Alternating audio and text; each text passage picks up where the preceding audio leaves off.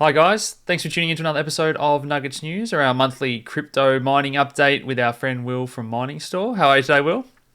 Very well, Alex. It's an exciting market, isn't it? I think even just on the off the channel when we've been talking, the things we're talking about now. There's so much going on. There's new people entering. There's more experienced players coming on board. There's a lot to go through in this episode. And lots of questions from beginners as well, so we'll cover a bit of that sort of stuff as well at the end. But hey, action-packed episode as always. We've got some general market stuff, as you mentioned, on-chain analysis, state of the mining market. We'll go over the different types of miners as well in those coins. Oh yeah, ETH's been a really topical one lately with what's going on there, and that's just so relevant because it's a big coin changing from proof of work to proof of stake. Miner extractable value. I'm so interested in that stuff, and even I learned a lot recently with some of that debate that's going on. Long-term security, block rewards dropping. That again, an Ethereum discussion that's going to end up relating a lot to Bitcoin, renewables, and green Bitcoin. So, anything else there in the intro? No, I mean, obviously we'll capture some of the things that, I feel like a lot of people don't look on regularly, the hash rate and things like that, give everyone the general market update there. But yeah, the Ethereum mining is, it's a crazy market. There's crazy money to be made if you were an early adopter and got on those Ethereum miners. But some of that may come to an end in July. So we'll see what happens and we'll jump into it in the later slides.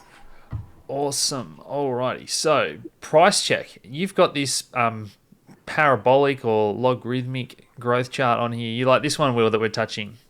Yeah, definitely. I mean, I think in one of the previous episodes, I talked about, there's heaps of different charts that come out there, but the ones that I resonate with best are the ones that made predictions the furthest out and which have been so accurate in the future and now. So right now, I mean, everything in the market sentiment feels unreal. I mean, I've never had such a bullish scenario that, right now I feel like we can easily push to this 100K target in this bull market. But nevertheless, I do come back and look at these indicators that I'm looking at on a regular basis and I've looked at for a long time. And we are touching the top of that parabolic level. Now, that doesn't mean that we're necessarily going to finish this bull market here at all. But I do think that we've got to expect there could be a bit of a price pullback. Yeah, I tend to agree. I mean, I've gone over it at length. There's a lot of reasons to be cautious, and then all of a sudden, we get the Visa news or PayPal news, and hey, as long as that keeps coming, I guess there's going to be more buyers. So that's why you never sell all your Bitcoin and take it one day at a time. But you mentioned this issuance rate, and I think a lot of people probably still aren't aware of this. But you said that sometimes there's these little things that are obvious or under your nose, and then all of a sudden you see them from a different point of view or something, and it gives it a new light for you. No, it's exactly right. I mean, this is something, every episode I try and have a look at what's available. There's a truck outside at the moment. Sorry if you can hear a beeping noise, that's on my end. But yeah, basically what we're seeing here is, the issuance rate, the amount of new Bitcoin from miners that are being injected into the ecosystem from that reserve. We know there's only ever going to be 21 million and we're edging towards 19 million, out in circulation and they're going to be keeping injected from the mining. And basically, it was really cool to see that the actual issuance rate every year is sitting at about 2% now.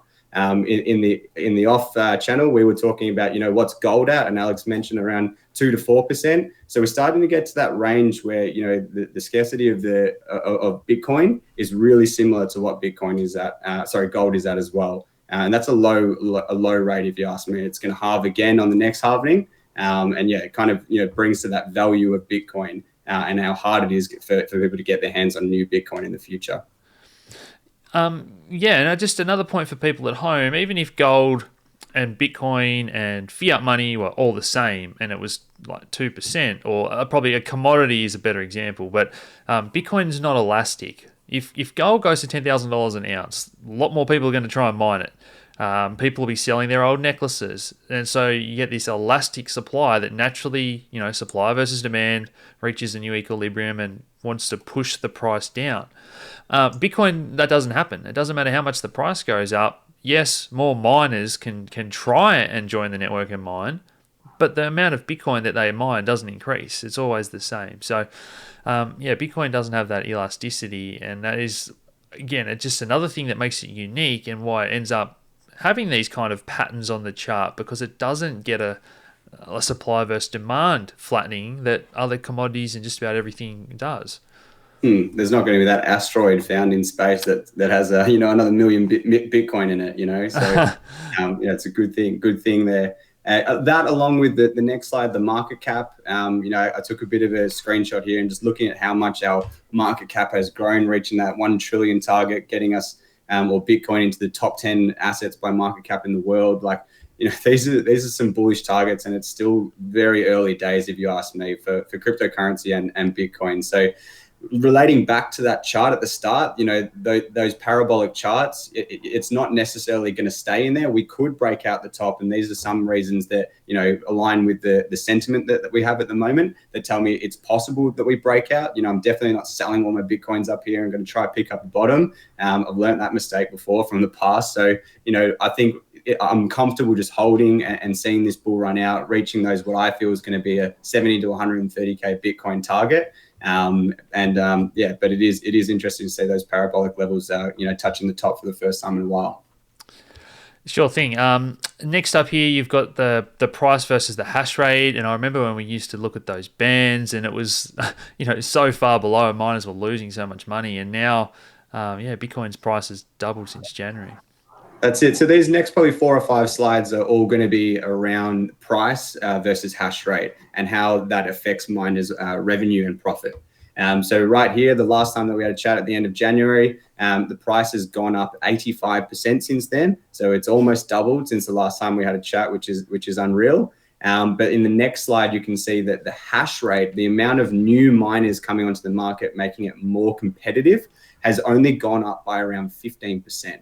So that's a massive difference there. The two major things that affect Bitcoin mining profitability is the price of the coin that we're actually mining and how competitive it is to actually mine it. And the price has gone up by nearly 2x, and the competitiveness has only gone up by 15%. So obviously, can look back on those slides, have a look there. But the next slides, we're going to look at how that's affected mining returns. And this slide here, January 2021 snapshot, was from our previous episode, where we looked at what would you be earning in terms of revenue, and if your in revenue, it would be at around about on 110 terahash miner, looking at about $7,500 per year, or 0.24 Bitcoin. And then when you're paying the power, you can see that on the right hand side, daily revenue being $20, and the profit was $15. On the next slide now, come to the end of March, we're looking at $38 revenue and $32 profit. So it's nearly doubled the amount of profit. The price has only gone up 85%, but we've nearly doubled in profit. And in terms of that relates back because network hash rate has only gone up by 15%. That's why we're getting more return and price increase. So yeah, definitely very interesting to see. It's been pretty incredible for the MiningStore members who got on those Bitcoin miners early. It's been unbelievable for us. It's a bit of a cloud nine feeling right now. And we'll talk a little bit about the state of the market in later slides. Yeah, I think, again, maybe just to give people a real-world example that was a really bullish sector was the Aussie gold miners. A lot of gold miners have this all-in sustainable cost of, just say around $1,000 an ounce by the time they pay for all their overheads. And when gold went on that run, and then the Aussie dollar was dropping, all of a sudden gold in Aussie dollars was, $2,000 or more. And so you go from maybe when gold's $1,200 and your cost is $1,000, it's that 20%. But as it keeps going up, it's those little incremental increases in gold is, doubling, tripling, quadrupling your profit. And it's the same thing happening here. So when we hear these stories about how much money Ethereum, Bitcoin miners are all making, it's because of these big price increases, and it all relates to how much they can sell as well as how much they can sort of cap the price or bring it down. And those dynamics have, again, changed recently, and it's all kind of, I guess, in favor of investors in the market at the moment, which is just great. Yeah, exactly right. And like to recap there as well, like that 15% hash rate, the reason why it's only gone up by 15% is there's a lagging effect. We can't click our fingers and go and produce 10 million chips to mine Bitcoin. You had to think ahead. The price can go up really, really quickly when order books get thin, but you can't just click your fingers and magically make miners. So there's a huge market supply shortage. pretty much every time we get a new stock batch in, we think we've extended as a business and it's gone within the first week, and then we've got to tell everyone to wait for the next one. So it's tiring work, it's hard work. But yeah, I mean, it's showing off in the numbers at the moment. Those people that took risks. So you said beginners are always asking you, how long does it actually take to mine one Bitcoin? So I think from memory, you sort of mentioned before that over a year, you might get a quarter of a Bitcoin from one machine. Is that about right? Yeah, so I think in that previous slide, you can kind of see that. So one miner, 110 terahash miner, was getting about 0.24, so about a quarter of a Bitcoin. So it takes around about 4.18 on the highest terahashing model, the S19 Pro. I won't go through all the major details here, but there's a nice snapshot there. This is what I send, our members or new people calling up saying, how long does it take me to mine a Bitcoin? It takes about 460 terahashes. So it doesn't matter if you've got 74 terahash miners or you've got 119 terahash miners. You just need to get up the number of miners up to 460 terahashes, and that's around about how long you'll mine one Bitcoin in a year. With the power rate that we're getting at our facility, which is around 10 cents Aussie, you're making about 50,000 US in the profit margin, and the cost to buy that 460 terahashes worth of miners is around about that profit level. It's between 40 and 50K. So the break even on the market returns right now is a bit under 1 year. And that's the answer to the question of how long does it take to mine a Bitcoin, or what's your return on investment. Okay, cool. Yeah, I think it's quite funny. Like, even my old boss from the pharmacy messaged me the other day. He says, I'm thinking about using all the computers in the network at the pharmacy to mine some Bitcoin. And you kind of got to tell people that I think everyone has that idea when they first read about it, and that's not how it works, mate. You could mine at the moment, it would literally be millions of years with those computers and not mine a Bitcoin because of how powerful the chips are these days. And someone else I was speaking to, there's a mining farm even in Tasmania, and they've got the custom chip manufacturer, and they've got this cooling system, and geez, it is getting competitive and specialized, and I think decentralized compared to when everything was in China, from the power to the chip makers to the pools. That's what we want to see. Yeah, we want to see that spread out. We want to see, everyone getting a bit of a slice of the cake. I mean, obviously, I personally like seeing the early adopters, make good money and secure themselves, because they're the ones who really took the risk at the start and had the faith at the start. But yeah, we don't want to get to that point where 80% of the market's controlled by 1 to 5% of the people. So, and yeah, there is that spread coming through, which I agree is really nice to see. Cool. Okie dokie. Next up here. The state of ASIC mining. So these are the specialized Bitcoin or Ethereum circuits. Yeah, exactly. So there's probably two major ones, particularly that MiningStore is only focused on. We've only really focused on Bitcoin, and we didn't really take the risk with the Ethereum miners. In hindsight, we probably should have. But then we've been on the CKB miners and some handshake miners as well. And that's about as far as we've gone with the ASICs. For the sake of this channel, we'll just stick to the Bitcoin mining because that's kind of the general thing that most people will understand. But yeah, as we saw in the previous slides, the returns are really, really strong right now. The supply of the chips is almost bare minimum to none. Like, we're waiting for May and July batches to come out now. It's an intense and it's a fast-paced market as well. So we have people calling up and saying, I'd like to get 10 Bitcoin miners, and we may have those in stock then, and then they take 2 days to decide whether they want it, and we unfortunately have to call them and literally say, we're really, really sorry, but they're gone. There's promises being made, not by us, by other suppliers that have been reneged. It's a bit of a crazy market right now. So even if people aren't going through MiningStore to get their chips, if they're going elsewhere, just be aware of that, and just try not to get too sucked in by people making you move too quick or anything like that. But also be aware that things can change really quickly in this market. There's also really long lead times for logistics, maintenance, and setups. So anyone tuning in that's a MiningStore member, we personally really apologize for the time it's taken to set up some of these miners or to get them to our hosting facility. It's a heavily subscribed market right now. We're doing everything that we can in that regard too. So the people I'm messaging, they will know who I'm talking at. Yeah, if you're following the tracking, they're stuck on the Suez Canal somewhere. Finally, that was released. God, that was a funny one. No, but in all seriousness, yeah, there's a lot of those supply chains, whether it's COVID or those holdups, that all sorts of reasons that supply chains all over the world are slow at the moment. But what about the FPGAs? Yeah, so the FPGAs, there's a lot of people that followed us from the start. We went quite heavy in early 2018 through 2019. We started to pull back off them towards this kind of major coin market that we're in right now. There's just too much returns in the Bitcoin and Ethereum and some of these other ASIC miners. But nevertheless, the returns for the FPGAs, they're in the profit again now, which is really nice for those people that did expand there. And we are seeing some good signs coming forward. DigiByte is mining well. We've got a change happening to the algorithm very soon, which should make that more profitable for FPGA. Where there was some ASIC miners targeting the FPGA algorithm, which is unfair, and that's going to be fixed up hopefully soon. And TRB, which is a project I actually really like.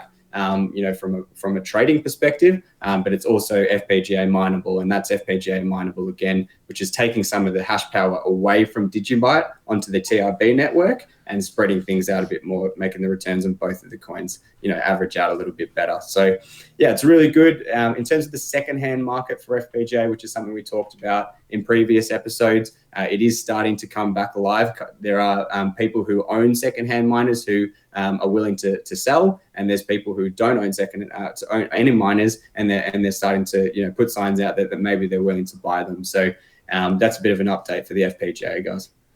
And when there's like ASICs have crept onto a market to start mining it, there's sort of fingerprints, aren't there? Like you can look at the blockchain and see all the block rewards are going to this one miner, and they're mining all these blocks. And so there's kind of ways that you can tell that there's ASICs come onto a chain, isn't there?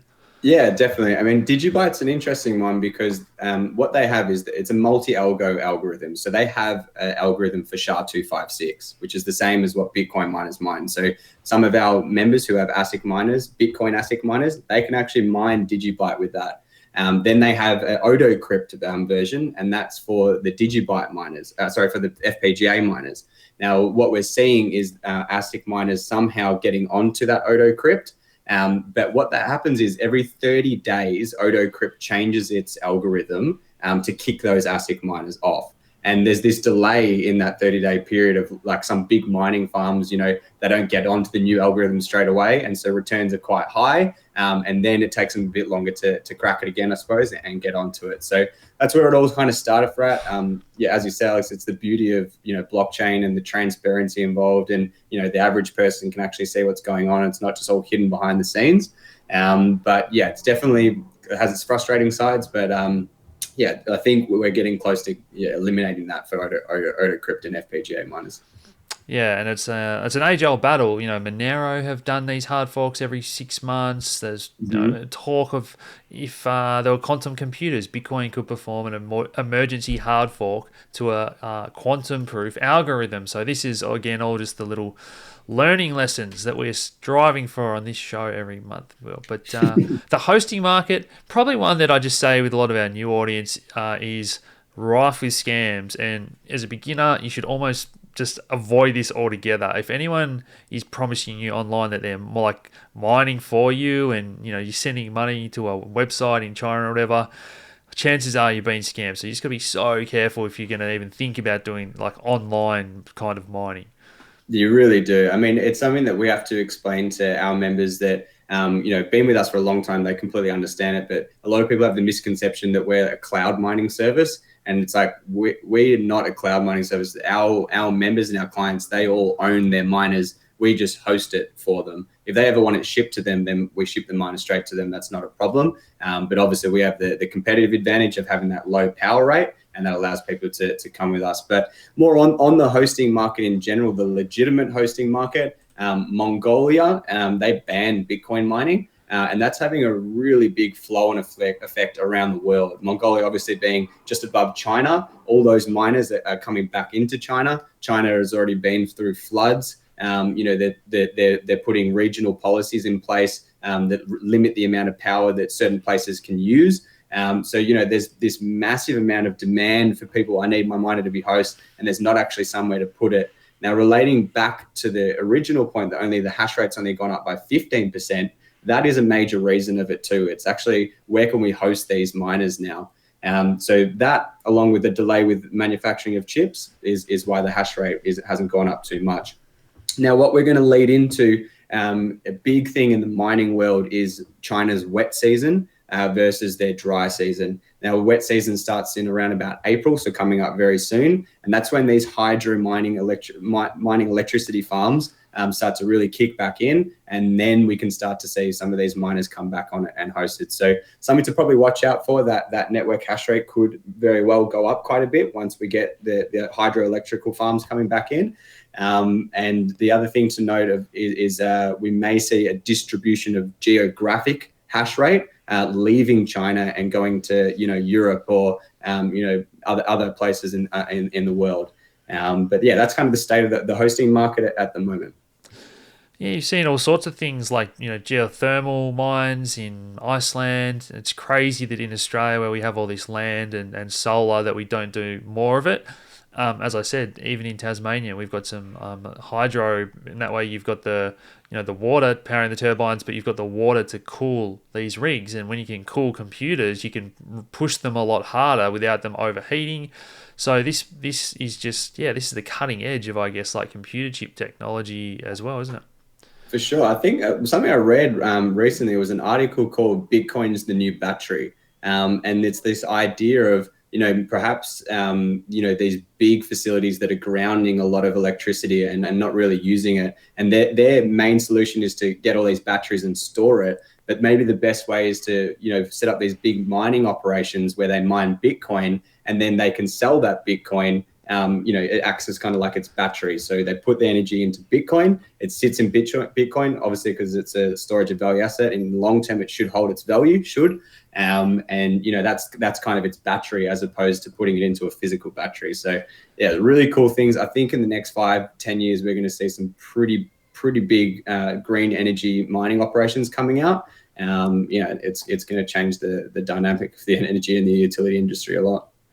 Yeah, Michael Saylor has tweeted about Bitcoin being economic storage of sunlight, and this industry is becoming so competitive, and there's no way to cheat it. You've got to do the proof of work if you want to mine Bitcoin, and so I think this industry is going to be the first industry, or like even whatever you want to think of it as, almost like a jurisdiction, a digital online world country community that's 100% renewable.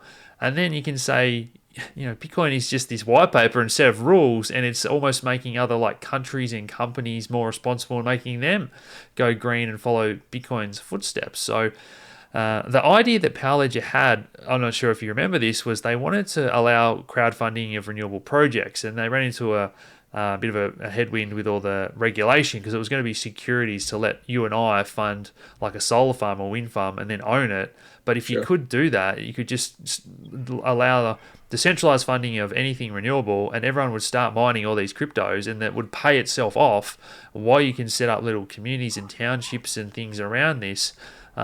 This is kind of space age stuff, but I just love thinking about all this is just possible because of a set of rules in a protocol. No, 100%. Something recently that, like along that line, we did a fundraiser recently for a lady that had illness for 20 years, and it was really cool. Like the balance of the fundraiser got exceeded, and a lot of the people in the community started saying, well, maybe we should set her up like her own little fund in crypto, anything that goes over. And there was this big push like towards the end of it where someone donated $1,000 and it pushed up and up and up. Like people want people to feel that benefit of kind of setting yourself up in this new industry and starting to control your own finance a bit more. So that was like one of I thought the fundraiser in general just would be nice. It's a nice thing to do. It's a good camaraderie thing. But that last little push there of it actually turning towards setting up this crypto portfolio, that was really awesome. Yeah, I think when a lot of people are taking profits at the moment and showing their partners and family, and once it hits the bank and people have done really well, it makes it a lot more real for people. I know friends that bought $1,000 of different coins and just like literally gave it to them and said, look, just hold this. And when it's done, some of these things have now done 100x even, and they go, what? Like you gave me $100,000 or something? And then all of a sudden they're interested in crypto pretty quickly. I think that's where the pay it forward notion has to come in. Yeah. push for green mining, again, just really quickly, I think I've mentioned this before. So with an ETF, we might have the coins that have to be newly mined coins, so they don't have a history on the blockchain that might be involved in crime or anything like that. And we might also see something like a green Bitcoin ETF, or companies that only want to use Bitcoin that's been renewably mined. So people might just say, like we have these ESG funds, and even governments saying, we're not going to support coal, or banks aren't going to fund that, or countries aren't going to even buy the bonds of other countries that are coal heavy and stuff. So look, this is all just part of the conversation that's going to affect crypto industry as well. 100%. Yeah, I think like that notion we're seeing with NFTs coming out, and people starting to get more comfortable with a digital certification. That's going to open the doors, whether it be in the property market and land titles, starting to be recorded on the blockchain or whatever it might be. And exactly that, Alex. It's something I hadn't really even thought of myself, but having that certification that this Bitcoin was not only minted, but minted through a green and renewable energy source. So yeah, there'll definitely be premiums on those type of things. Like people are becoming a lot more conscious of, the environmental impacts, sustainable investing,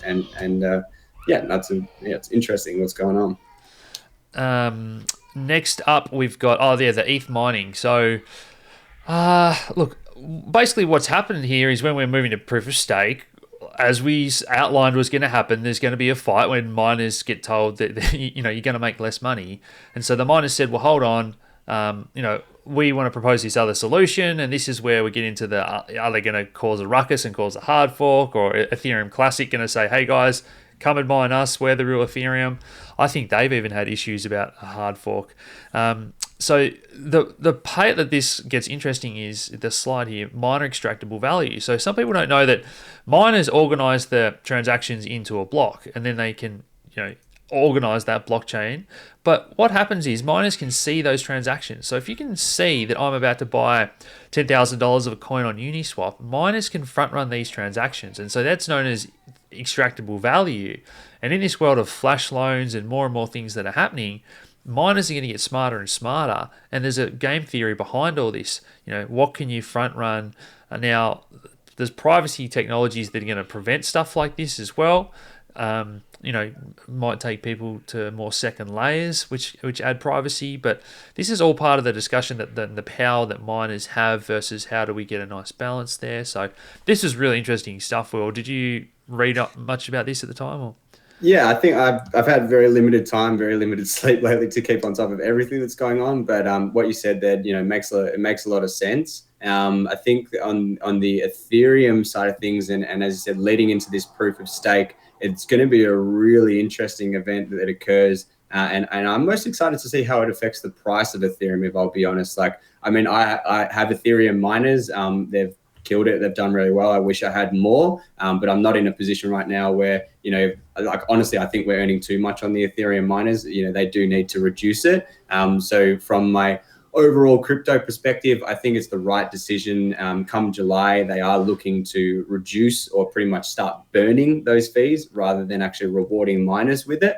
When that happens, there's a huge glut right now of people who are not willing to build on the Ethereum network because of these gas fees. Teller TRB as a project has been shot in the Achilles heel for the past year because even just to keep their mining network going up, it's so expensive. Yield farmers at the moment aren't really, attracted to the Ethereum network if they've only got low capital, because just to commit their coins to a pool is costing $30 or $50. So, when we bring down those fees and a lot more building goes on the Ethereum network, I think that the price could really blow people away. From what I had projected at 2.5 thousand US could easily be pushed to 5 or 6 or 7, 8,000 in my honest opinion. So yeah, I'm looking forward to it. We're big holders of Ethereum as well as, small miners. So I probably prefer the price to go out and the project to succeed. I think that's what's probably going to happen come July. I had a bit of a play around with more projects recently, and the thing that's exciting for me is that we still get in these Twitter arguments or whatever, like I had today with people saying, ETH's crap, it's so expensive, blah blah blah. But again, people do not realize that I've used Raiden, Amisa Go, XDAI chain. You can mint NFTs for free and send them for free.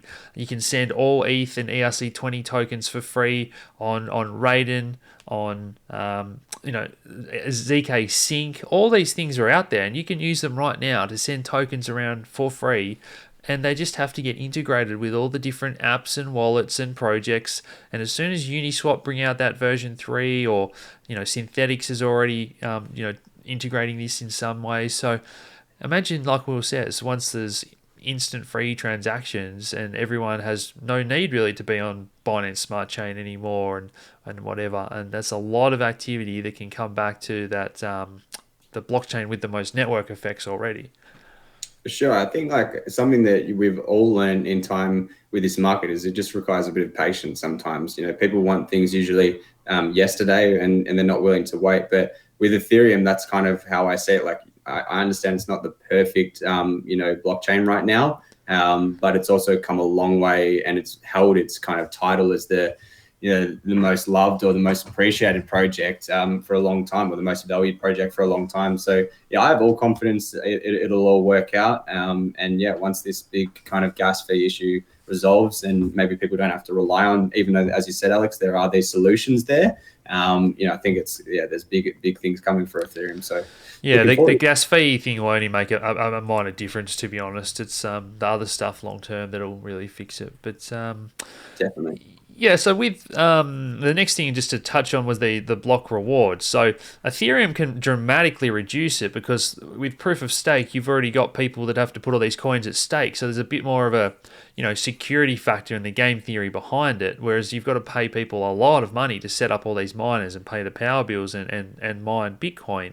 So this is the two sort of trade-offs where you're saying, well, what level do I have enough security to guarantee my blockchain? And the question down the road for Bitcoin is, well, as the block reward keeps going down, at what point in the future does the block reward get so low that it's not enough of an incentive for people to keep mining? And you say, well, we're hoping that transactions will continue to grow, but if everything's moving to these second layers and whatnot, are fees maybe not going to grow that much? And so that is kind of the big question around Bitcoin security. So that's probably a thing to worry about, like longer term. It's not going to worry us in the next couple of years, but definitely a discussion to have. 100%. No, there's some great points being covered off in this episode. I like the more conversational towards the end of it as well. Like, the slides can be really good, but yeah, it's nothing better than getting in conversation with someone about this stuff. So, I mean, if anyone has questions, obviously leave them below. More than happy to answer them. If I don't know the answer, I'm more than happy to do the research and find out the answers. But yeah, really looking forward to. It's always good to look back on the reflections that we've made, or the posts we've made, and what's happened in the next month. But yeah, it's been a good episode. Thanks, Alex. Yeah. I didn't realize we're at the end. That launch date for that EIP 1559 to burn the fees has been pushed back to July. So is some of the scaling with Optimism. So that's maybe a reason why people have been a little bit disappointed. The market's been a little bit stale lately. But yeah, that was an action-packed episode. Hope you guys have enjoyed it. And check out MiningStore and the links down below if you're interested in getting into any of the mining. And we'll see you next month, Will. Good stuff. Thanks. See you guys.